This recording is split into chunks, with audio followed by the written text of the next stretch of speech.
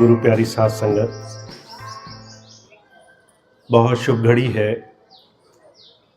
सत्संग के इस पावन क्षणों में आज आपके इस शहर में बहुत सुंदर आयोजन और हम सब लोग एक साथ बैठ कर के हमारे और आपके जीवन में ऋषि मुनियों का, संतों महात्माओं का क्या नजरिया रहा है जीवन देखने का, इस बात को थोड़ा सा जीवन में धारण करने के लिए बैठे हैं। हम सब लोग अपनी समझ से अपने जीवन को सबसे अच्छा जीना चाहते हैं। कोई इंसान आपको ऐसा नहीं मिलेगा जो कहे कि मैं अपना जीवन अपनी पूरी ताकत से, अपनी पूरी क्षमता से, अपने पूरे सुख के लिए जीना नहीं चाहता हूं। उसके बावजूद भी आपको जीवन में बहुत से लोग ऐसे मिलेंगे जिन्हें नहीं पता कि जीवन क्या है, क्यों है, जीवन में भागदौड़ हम कर ही क्यों रहे हैं। कबीर साहब ने आज से 600 वर्ष पहले बात कही है, कहा ना सुख विद्या के पढ़े, ना सुख वाद विवाद। सहजोबाई कहती हैं, साध सुखी सहजो कहे लागी सुन समान। दुनिया में बहुत लोगों ने अलग अलग जतन करके देखे हैं, पर जीवन क्या है ये समझ में नहीं आया। जिस जीवन को हम इतना सुखमय जीने के लिए अपनी पूरी ताकत लगा रहे हैं, वो जीवन क्या है, उसको संतों महात्माओं ने कैसे देखा है, इसको थोड़ा जानने की कोशिश करते हैं। हुजूर एक बड़ी सुंदर बात कहा करते थे, जब से दुनिया बनी है तब से लेकर ही कुछ ऐसे महापुरुष हुए हैं जिन्होंने हमसे और आपसे अलग हो करके, अलग तरीके से जीवन जिया है।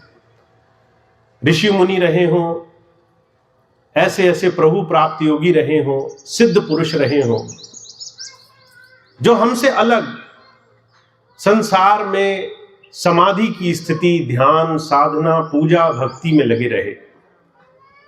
हम सब भी चाहते हैं हमारे जीवन में ईश्वर हो, परमात्मा से हमारा जुड़ना हो, पर हम उससे कैसे जुड़ेंगे, इस बात से जानने का तरीका अगर हमें मिल जाए तो जीवन में अर्थ बनता है। अभी कुछ दिन पहले इसी महीने में होली का पर्व हुआ।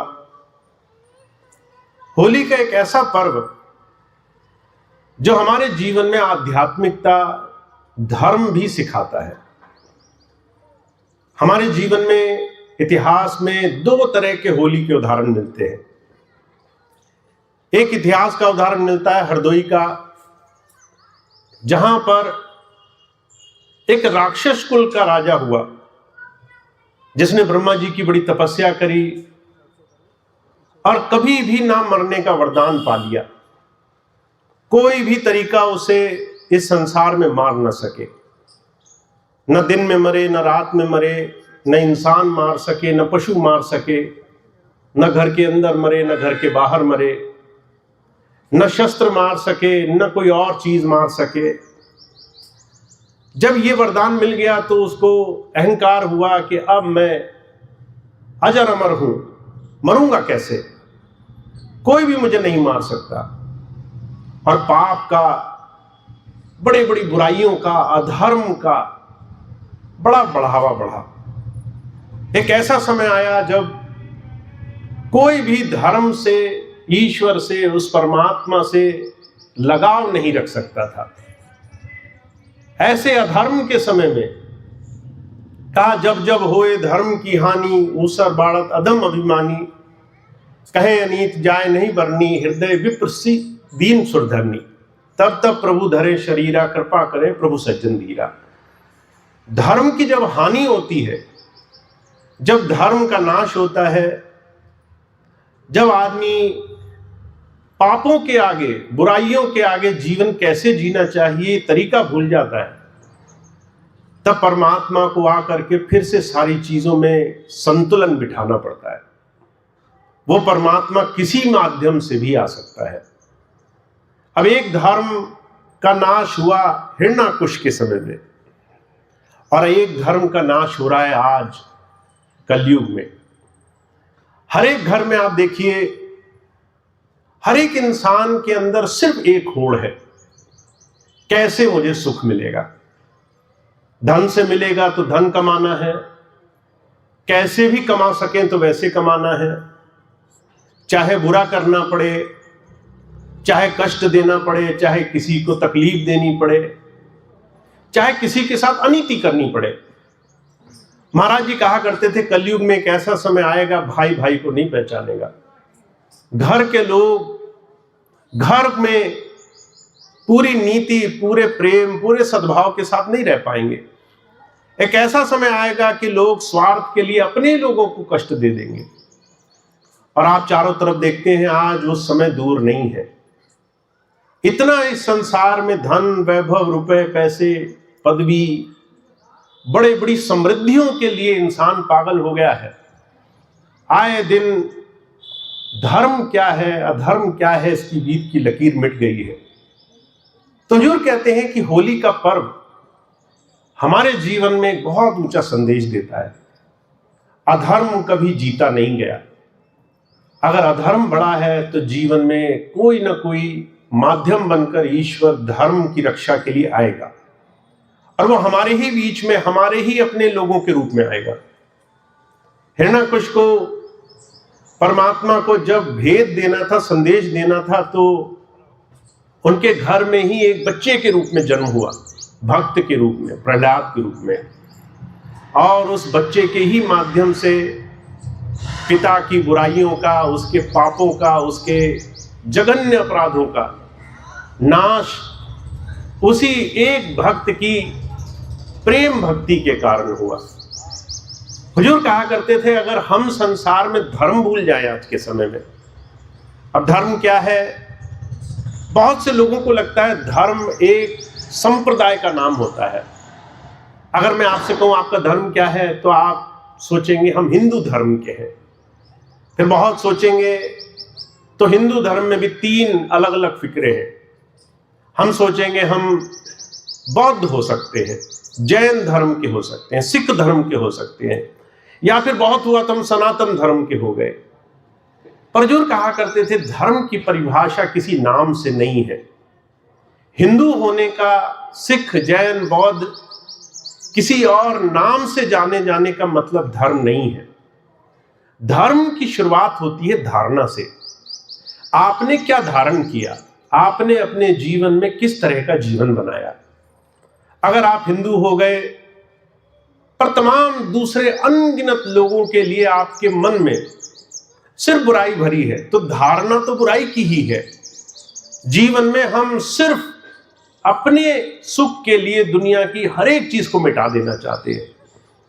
हुजूर कहा करते थे अगर हम किसी और धर्म के हो गए तो वो धर्म अगर हृदय में, हमारे जीवन में कुछ विशेष चीजों से नहीं निकला है तो वो हमारे जीवन को बदलेगा नहीं। इसलिए पातंजलि योग सूत्र में 8 तरह की बातें कही गई हैं। कहा गया है धर्म को जीवन में धारण करना हो तो आपको अपने जीवन में 5 चीजें धारण करनी पड़ेंगी। यम, नियम, आसन, प्राणायाम, प्रत्याहार, ये 5 चीजें शरीर की हैं। पहली चीज कि आप अपने जीवन में यम धारण कर लें, यानी जीवन जीना कैसे है। 5 तरह के नियम बताए गए। पहली चीज अहिंसा में चलो, किसी के लिए अनैतिक रूप से किसी पर हिंसा मत करो। दूसरी चीज चोरी मत करो। तीसरी चीज जरूरत से ज्यादा संग्रह मत करो। चौथी चीज अपनी पवित्रता की रक्षा करो। और 5वीं चीज अपने जीवन में अपने आप को विनम्रता से जोड़ो। हुजूर कहा करते थे सारी चीजें किसी को सिखाने के लिए नहीं है, ये सीखने के लिए है, धारण करने के लिए है। ना आज के समय में हम हिंसा त्याग पा रहे हैं, न चोरी छुट रही है, ना हमारे जीवन में अपवित्रता घट रही है, ना हम संसार में संचय करने, बटोरने, इकट्ठा करने की भावना से पीछे हैं। अगर गुजारा 2 रोटी में चलेगा तो भी हम लाखों करोड़ों की बात करते हैं, तो भी इतने बड़े संप्रदाय को, इतने बड़े संसार को संभाल लेने की बात करते हैं जिसमें हमारा बस नहीं चलेगा। तो हुजूर कहा करते थे धर्म की शुरुआत होती है अपने जीवन में। पहले तुम जीवन जियोगे किस लिए, इस बात को समझना है। दूसरी चीज उन्होंने रखी, इन चीजों को पाने के लिए तुम्हें नियम धारण करने पड़ेंगे। नियम है शुद्धता का ध्यान रखो, तप करो, संतोष करो, स्वाध्याय करो, ईश्वर प्राणिधान करो, ईश्वर को हर जगह मानो। अगर परमात्मा तुम्हारी सिर्फ तकलीफों में तुम्हारे काम आए तो वो परमात्मा कैसा? हुजूर कहा करते थे, कबीर साहब ने तो आज से 600 वर्ष पहले ये बात कह दी। कहा है दुख में सुमरन सब करें, सुख में करे न कोई, जो सुख में सुमरन करे तो दुख काहे कोय। दुख हुआ तो हमने परमात्मा को याद किया, तब हम मंदिर भी पहुंच गए, तब हमने 16 सोमवार भी कर लिए। पर जब हमारे जीवन में खुशी आई तो सबसे पहले हमने परमात्मा को ही त्याग दिया, पहले उसी को भूल गए, सबसे पहले उसी का ध्यान हमारे मन से निकला। जब हमारे घर में खाने को नहीं था तब तो हम रोते थे कि ईश्वर तूने बड़ा बुरा किया हमारे साथ। पर जब हमारे घर में संपन्नता आई सबसे पहले हमने ईश्वर को त्याग दिया। हुजूर कहा करते थे हमारे जीवन में ये जो दोहरी नीति है, हम सिर्फ स्वार्थ के लिए जिएंगे, इस स्वार्थ से जीवन में हमेशा अधर्म का विकास होता है, पापों का विकास होता है। और जीवन में पाप कहीं बाहर से नहीं फैलते, हमसे फैलना शुरू होते हैं। हम पहले अपने अंदर बुराई समाते हैं, फिर वो बुराई हमारी आंखों से, हमारी जबान से, हमारे आचरण से, हमारे जीवन से सब में फैलने लग जाती है। पहले हम चोरी करते हैं, फिर वो चोरी देख देख कर दूसरा आदमी चोरी सीख जाता है। तो हुजूर कहा करते थे जीवन में धर्म की रक्षा, जीवन में धर्म को आचरण में समाना, जीवन में धर्म युक्त आचरण करना, ये जीवन की बहुत बड़ी शुरुआत है। किसी एक महापुरुष से एक बार एक जिज्ञासु ने पूछा, जीवन में धर्म जरूरी है या कर्म जरूरी है? कहते हैं ना कर्म प्रधान, सबसे ऊंचा तो कर्म है, तो धर्म की क्या जरूरत हुई? जो चाहे दिल में आए करते रहो। जब गुरुजी से बात पूछी तो गुरुजी कहने लगे, पहले ये बताओ जीवन में धर्म क्या होता है? धर्म किसी संप्रदाय का नाम नहीं है। धर्म किसी भी संबंध को पूरी ईमानदारी से निभाना, धारण करना है। अगर माता पिता हैं, तुम उनके साथ उनका बच्चा बन करके हर रोज उनके साथ जीवन जी रहे हो, तो तुम कितना माता पिता और संतान के इस संबंध में धर्म धारण कर पा रहे हो? अगर तुम हर रोज दुनिया के सामने जाकर के बड़े ऊंचे ऊंचे काम करो, पर अपने घर में अपने जो 4-5 आपको बहुत मजबूत संबंध उस ईश्वर ने ही बना कर दिए, वहां पर आप पूरी ईमानदारी से नहीं जी पा रहे हैं, तो जो कहा करते थे फिर आपके जीवन में धर्म नहीं आएगा। तो गुरुजी एक बड़ी सुंदर बात कहने लगे तुम्हारे घर में माता भी है, तुम्हारी बहन भी है, तुम्हारी बेटी भी है, तीनों को क्या तुम एक ही नजर से देखते हो? तो वो कहने लगे तीनों को तो एक नजर से नहीं देखते। माता को हम पूज्य मानते हैं, पत्नी को संगनी मानते हैं, पुत्री को हम अपने जीवन में अपनी जीवन की सबसे कीमती धरोहर मानते हैं। अब ये बात जब गुरुजी ने कही तो गुरुजी कहने लगे तुम्हें किसने रोका कि तुम तीनों को एक नजर से ना देखो? तुम तीनों को एक ही नजर से देख लेते, तुम्हें कौन रोकने वाला है? तुम तीनों की तरह एक जैसा व्यवहार कर लेते जैसा तुम्हारा मन कहे। तो वो कहने लगा ये संभव नहीं है। गुरुजी कहने लगे कौन रोक रहा है तुम्हें? तुम्हारे अंदर का धर्म रोक रहा है तुम्हें।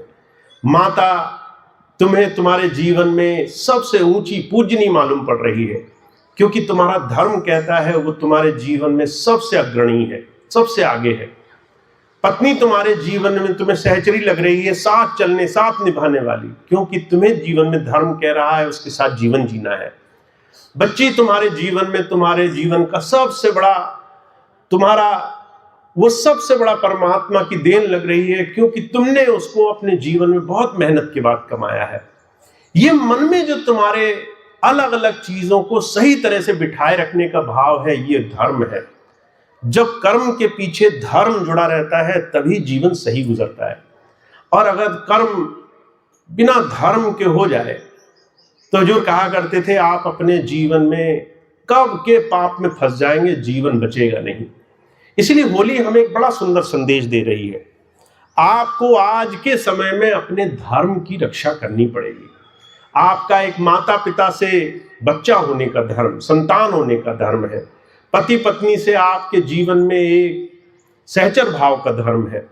बच्चों से आपका एक पिता होने का, माता होने का धर्म है। अपने नजदीकी प्रियजनों के साथ आपके जीवन में एक सहभागी होने का धर्म है। अगर आप बाहर दुनिया में धर्माचारी बनो और ये छोटी छोटी चीजों में अपने मन की साधना न कर पाओ, तो जीवन में पाप कमाते देर नहीं लगती। तो जो कहते हैं सबसे पहले हमारे जीवन में हम घर से शुरुआत करेंगे। कहा गृहस्थी सेवे साधु को, साधु सिमरे राम, या में कुछ धोखा नहीं, सरे दो के काम। जब आप किसी संत के पास जाओगे तो संत साधना से पहले आपको मन साधना सिखाएगा। वो कहेगा आप जिस घर में रह रहे हो, जिस परिवार में, जिस समाज में रह रहे हो, वहां ठीक से जी पा रहे हो कि नहीं जी पा रहे। कहीं ऐसा तो नहीं कि तुम्हारी दैनिक रोज की छोटी छोटी चीजें ही बिगड़ी हुई हो। अभी तुम जिस समाज में रहते हो वहां किसी का साथ ना निभाते हो। अभी जिस घर में रहते हो उस घर में शांति ना बना पाते हो। अभी जिस परिवार को तुम आगे चलाने की बात करते हो वहां तुम्हारा नीति युक्त जीवन जीने का कोई तरीका ना हो। तो जो कहते हैं पहली चीज जो हमारे जीवन में एक पर्व, एक महापुरुषों का एक बड़ा सुंदर सानिध्य सिखा रहा है कि अपने जीवन को बनाना कैसे है। धर्म के लिए हमें अपने जीवन में अधर्म से दूर होने के लिए कुछ नियम अपनाने पड़ेंगे। तो कुछ नियम आपके अपने जीवन के नीति के हो गए। चोरी नहीं करोगे, किसी के लिए मन में पवित्रता नहीं रखोगे, अपने जीवन में अहिंसा का जीवन में तब तक पालन करोगे जब तक तुम्हारे जीवन में किसी के लिए सच्चाई, ईमानदारी, भलाई छुपी है। अपने जीवन में अपरिग्रह से बनकर रहोगे और साथ में कुछ नियम निभाओगे। फिर कहते हैं आसन प्राणायाम प्रत्याहार। आसन यानी कि साधना है तुम्हें, तुम बैठ पाओगे अकेले? तुम सारे काम जब तुम्हारे पूरे हो जाएंगे, क्या थोड़ी देर बैठना आता होगा तुम्हें? तुम क्या प्राणायाम, प्राण शक्ति को साध पाओगे? तुम क्या अपने जीवन में प्रत्याहार, इंद्रियों पर बस कर पाओगे? तो जो कहते हैं ये 5 चीजें हमारे जीवन में ऋषि मुनि संत महापुरुषों ने, आध्यात्मिक पुरुषों ने रखी है। अब आप इन चीजों को आज अपने जीवन में थोड़ा सा समझ कर देखिए। जब हम किसी संत, किसी महात्मा के पास जाते हैं, किसी गुरु जी के पास जाते हैं, तो हमारे जीवन में आशय सिर्फ ये होता है कि हम गुरु जी से क्या प्राप्त कर लेंगे।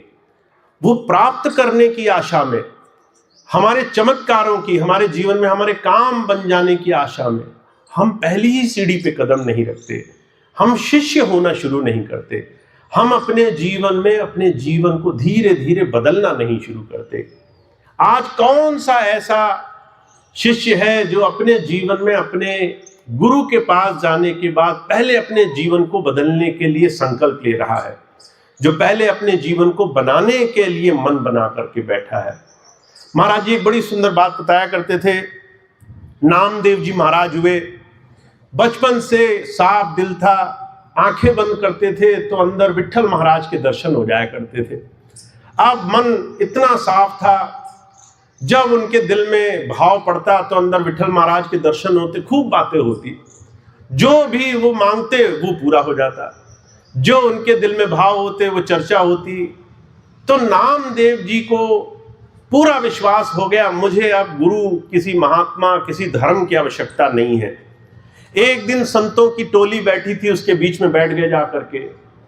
जब संतों महापुरुषों ने नामदेव जी को देखा तो समझ गए इसने अभी कमाई नहीं करी है, इसे मिल तो गया पर इसने कमाया नहीं है कुछ, अभी इसका मोल नहीं जान रहा है।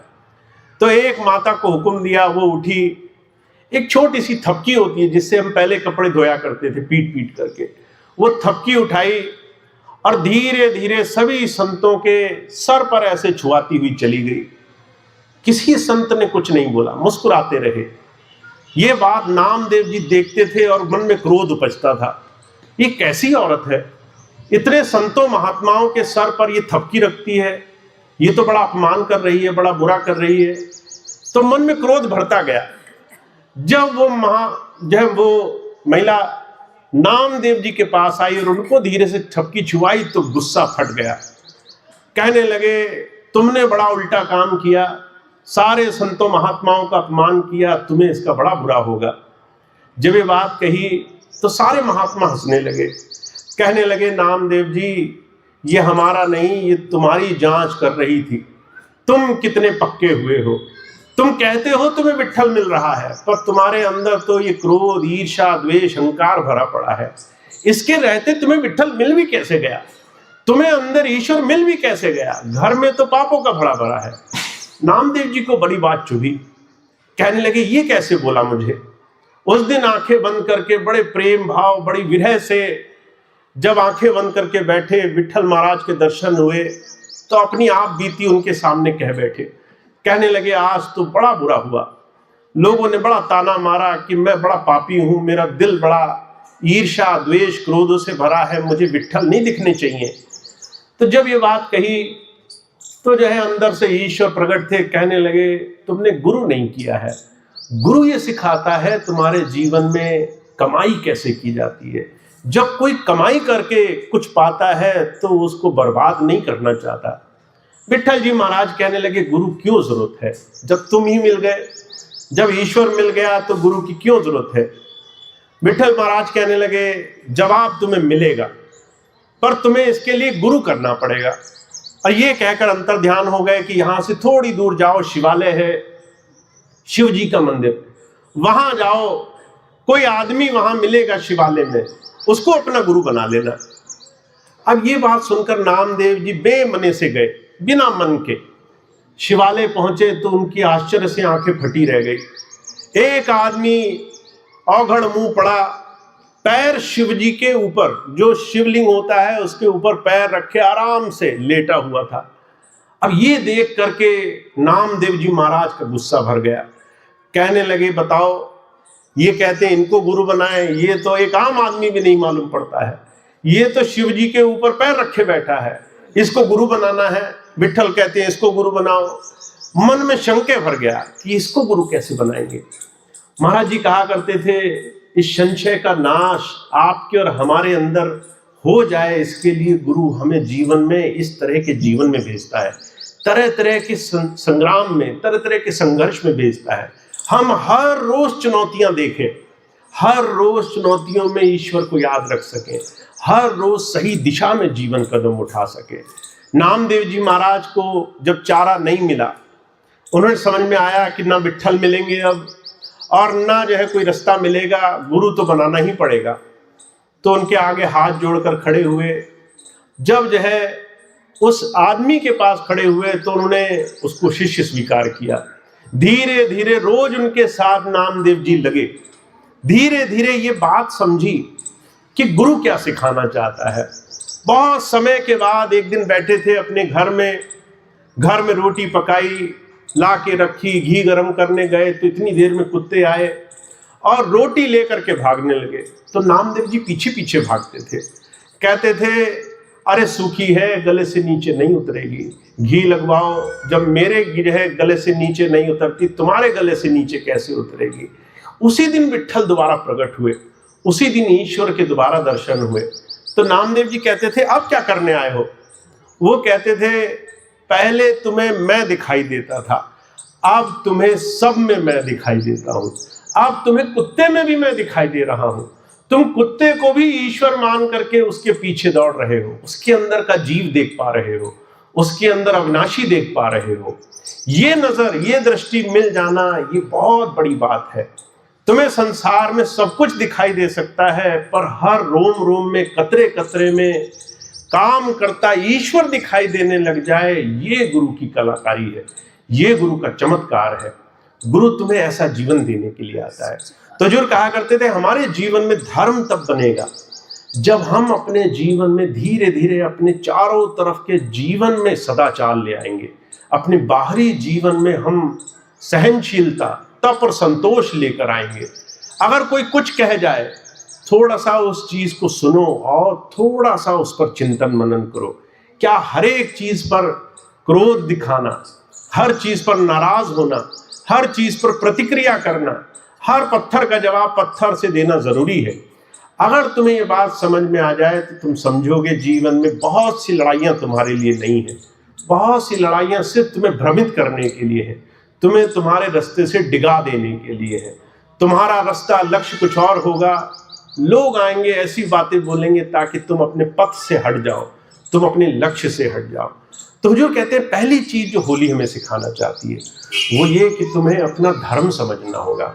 तुम्हारा धर्म हिंदू धर्म, सनातन धर्म, सिख, ईसाई, बौद्ध धर्म नहीं है। तुम्हारा धर्म मानवता है। तुम पहले मनुष्य जीवन की महानता के लिए अपने अंदर के सदाचार को प्रकट करो, अपने अंदर की इंसानियत पर, अपने अंदर पर, अपने आप पर रोज काम करो। तो हुजूर कहा करते थे ये पहली अवस्था होली की कही गई है। अब दूसरी बड़ी सुंदर अवस्था ब्रज की होली कही गई। ये भी आपने होली देखी होगी। हुजूर कहा करते थे अगर आप हरदोई का इतिहास देखेंगे, वहां धर्म और धर्म की चर्चा की जाती है। जब आप कृष्ण और राधा की बात करेंगे तो होली में प्रेम और समर्पण की बात की जाती है। कैसे आप ईश्वर को पाने के लिए अपने जीवन में सबसे पहले अपने मैं का नाश करोगे, सबसे पहले अपने अंदर के इस अहमता का नाश करोगे, सबसे पहले अपने आप को सेवार्थ बनाओगे। जब भी तुम्हें लगे कि तुम्हारे चारों ओर हजारों लोग तुम्हें मिले, हुजूर कहा करते थे तुम्हारे लिए अवसर है कि तुम कैसे अपने आप को इस अहंकार से विनम्रता की तरफ ले जा सकते हो। सेवा का अवसर तुम्हें मिला है।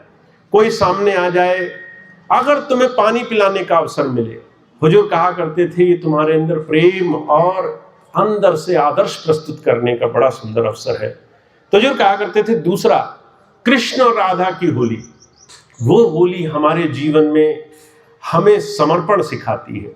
कैसे आप अपने जीवन में उस ईश्वर के लिए अपना सर्वस्व देने के लिए तैयार हो जाओगे। इस बात को सुल्तान बाहू एक फकीर हुए हैं, वो कहते तू करता तू भया मुझ में रही न हूं, वारी तेरे नाम की जित देखूं तू। अगर मुझे तुमको पाना है तो मेरे अंदर ये जो अहंकार है इसका जाना बड़ा जरूरी है। अगर ये अहंकार नहीं गया तो मैं तुम तक नहीं पहुंच पाऊंगा। रामकृष्ण परमहंस हुए, बंगाल के बहुत बड़े संत। उनके पास एक आदमी गया, कहने लगा मैं ईश्वर पाना चाहता हूं। रामकृष्ण परमहंस कहने लगे सवाल गलत है तुम्हारा सवाल सही करके आओ। वो बहुत सोचने लगा, मैंने कौन सा गलत सवाल किया, मैं ईश्वर पाना चाहता हूं। रामकृष्ण परमहंस कहने लगे ईश्वर और मैं दोनों एक ही वाक्य में नहीं टिक सकते। तुम कह रहे हो मैं और ईश्वर दोनों कैसे एक साथ हो जाएंगे? जहां मैं है तहां हरि नहीं, जहां हरि है मैं नाही, प्रेम गली अति सांकरी या में दो न समाही। या तो मैं ही रहूंगा या फिर ईश्वर रहेगा। तो जो कहा करते थे आज के कलयुग में जब कभी आपको संतों महापुरुषों के पास बैठने का अवसर मिल जाए तो आपको जीवन में ये सीखना पड़ेगा कि आप जो हैं वो त्यागा कैसे जाए और जो ईश्वर आपको बनाना चाहता है वो बना कैसे जाए।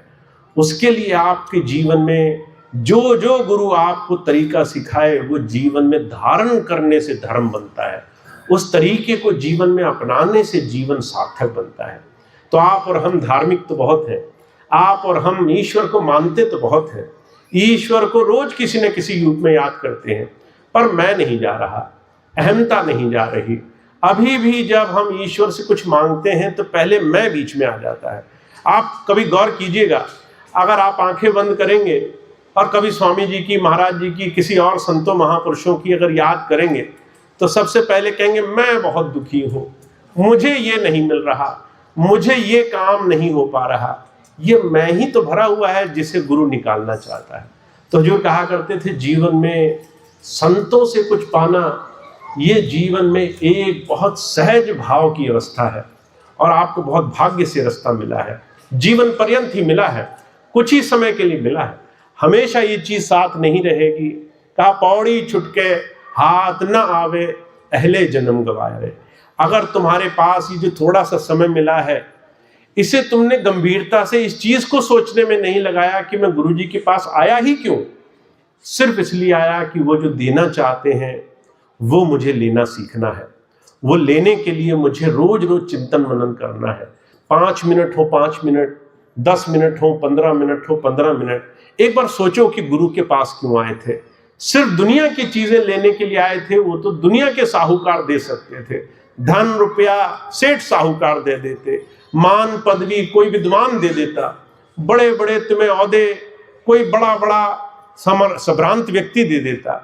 दुनिया की चीजें तो तुम्हें दुनिया से मिल सकती थी, उसके लिए तुम गुरु जी के पास क्यों आए? क्योंकि गुरु जो तुम्हें देना चाहता है वो दुनिया की चीजों से नहीं मिलेगा, उसके लिए तुम्हें रोज चिंतन मनन करना पड़ेगा। तो जो कहा करते थे, लाखन में कोई है नहीं, कोटन में कोई एक, लाखों में भी नहीं है कोई जो गुरु जी से कुछ पाने के भाव को समझ रहा हो, करोड़ों में कोई एक आधा ऐसा है जो रोज सोचता है मैं गुरु जी के पास क्यों आया। और धीरे धीरे उसके सवाल कम होते जाते हैं। पहले सोचता मैं पैसा लेने आया, मन में आएगा पैसा नहीं लेने आया, धन लेने आया, पदवी लेने आया। हुजूर कहा करते थे, सुखदेव जी महाराज हुए, जन्म से 14 कलाओं के मालिक थे, उन्हें यह अभिमान हो गया गुरु की मुझे आवश्यकता नहीं है। पर जब अपने पिता के पास गए तो पिताजी कहने लगे तुम अपूर्ण हो, अगर तुम्हारे प्राण निकलेंगे तो जन्म मरण में आना पड़ेगा, मुक्त नहीं हो पाओगे। तो सुखदेव जी को इस बात से बड़ी हानि हुई, बड़ा दुख हुआ। अब ये बात करके वेद व्यास जी ने कहा गुरु बनाना है तो राजा जनक के पास जाना पड़ेगा। राजा जनक उस वक्त के चक्रवर्ती सम्राट थे। अब राजाओं का जीवन और सन्यासियों का जीवन आप कल्पना कर सकते हैं। आज में ऐसे जैसे कोई भोगी आदमी हो, रोज शराब पीता हो, रोज उल्टे काम करता हो, कोई कह दे उसको गुरु बनाना है। तो जो है सुखदेव जी के मन में बड़ा चोट लगी कि एक विलासी आदमी को गुरु बनाना है, ये कैसे होगा। सुखदेव जी ने बहुत परीक्षा ली, बहुत बड़ी कहानी, पर उसका सार गर्भ इतना है, जब जो है गुरुदेव बना करके राजा जनक को वापस लौटे तो वेद व्यास पूछते हैं, कथा में जिक्र आता है, वेद व्यास पूछते हैं सुखदेव जी से, गुरु बना लिया, गुरु कैसे हैं? तो वो कहने लगे मुझे बयान नहीं कर मिलेगा गुरु कैसे हैं। बहुत पूछा वेद व्यास जी ने, फिर वेद व्यास जी कहने लगे क्या गुरु सूर्य के समान है? तो सुखदेव जी ने बड़ा सोचकर कहा, सूर्य में जो प्रकाश है ऐसा तेज है मेरे गुरु में, पर सूर्य में बहुत गर्मी है, उसमें बहुत तपिश है, वो तपिश नहीं है मेरे गुरु में, तो सूर्य की तरह तो नहीं है। अब पिताजी ने वेद व्यास जी ने पूछा तो क्या चंद्रमा की तरह है? चंद्रमा में तो शीतलता है। जब एक बात कही तो सुखदेव जी बहुत विचार करके कहने लगे कि चंद्रमा में शीतलता बहुत है, वैसी शीतलता मेरे गुरु जी में है, बड़े शीतल हैं, पर चंद्रमा में दाग है, गुरु जी में दाग नहीं है। हुजूर कहा करते थे, ऐसे पूछते पूछते वेद व्यास जी थक गए, बाद में कहने लगे गुरु कैसा है? तो सुखदेव जी कहने लगे खुद देखना पड़ेगा गुरु कैसा है, मैं नहीं बता सकता गुरु कैसा है। तो हुजूर कहा करते थे, जब संत आते हैं वो आपको संत ही बनाना चाहते हैं, जब कोई महापुरुष आते हैं तो वो आपको दुनिया की चीजों में लुभाना नहीं चाहते, आपको बेशकीमती चीज देना चाहते हैं, पर वो आपको मिलेगी सिर्फ एक तरीके से, आपको मंथन करना पड़ेगा।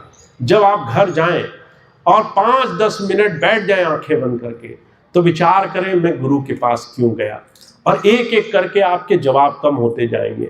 आप आखिरी में इस मुकाम पर पहुंचोगे कि गुरु जी से गुरु को ही पाना था, गुरु जी से गुरु को ही लेना था, गुरु जी से गुरु का ज्ञान ही जीवन में लेने के लिए मैं वहां गया था। उस दिन आपके जीवन में प्रेम और सहचरी भाव होगा। हुजूर कहा करते थे, अंदर से विरह बनने लगेगी, अंदर से उनके दर्शनों की लगन लगेगी, अंदर से उनको पाने की कसक लगेगी। वो दर्द, वो प्रेम, हुजूर कहा करते थे, हमारे जीवन में होली का दूसरा स्वरूप है। तुम्हारे अंदर उस प्रभु के हो जाने की लगन होनी चाहिए, तुम्हारे अंदर उस प्रभु से मिल जाने की इच्छा होनी चाहिए।